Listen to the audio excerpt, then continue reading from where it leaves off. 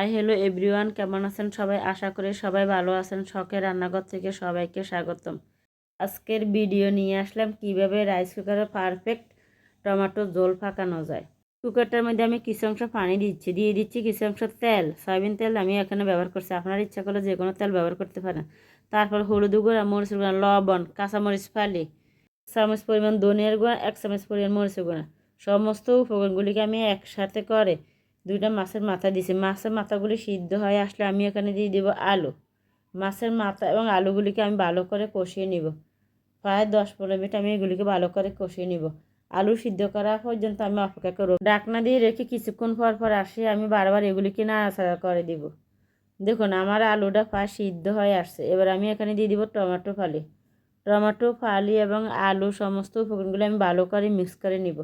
আমি মাছের মাথা দুটিকে কিন্তু ভেঙে দিব, কারণ ঝোল জাতীয় এরকম টক পাকাইলে মাছের মাথা দিলে সবচেয়ে ভালো লাগে এবং খেতে অনেক মজা লাগে।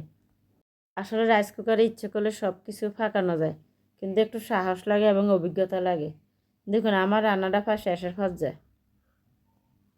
দেখুন কত সুন্দর কালার আসছে আমার রান্নাটায়।